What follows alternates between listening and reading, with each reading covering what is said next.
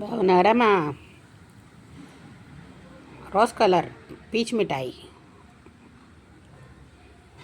ఎంతమంది ఇష్టపడతారు ఇది?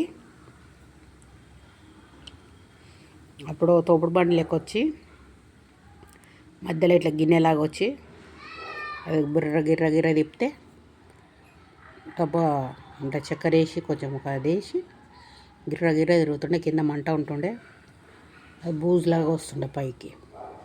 అది తీసి మొత్తం 10 పైసలకు ఇస్తే ఇంత ముద్దిస్తుండే. ఇది గీతతున్న చూడు, ఇది 20 రూపాయలట. 20 రూపాయలకు రెండా ఒకట తెలియదు. నిన్న ఊతట కనబడే తీసుకున్నాం. కానీ తింటుంటే జర ఇట్లా పెట్టిందమ్మా పెట్టము నాలుకకు వెళ్ళిపోతుంది, కరిగిపోతుంది మొత్తం.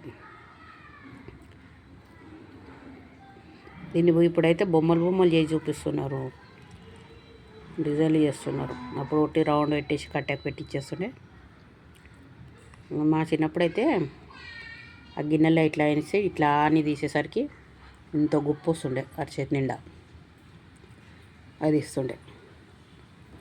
ఇదొకటి మళ్ళా వాచ్ లెక్క కట్టెకు స్వీట్ తోటి చక్కెరతోటి చేస్తారు. అది కూడా కలర్లతో చేసి ఓ వాచు, ఓ ఉంగరము, ఓ నెక్లెస్, గాజు ఇవన్నీ తయారు చేసేసాను. అప్పటి తిండ్లు ఇవి గమ్మతుంటుండే.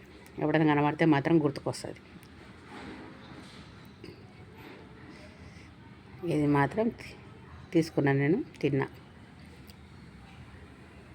ఎంతమంది గుర్తుందో దీని గురించి. ఉంటా మరి.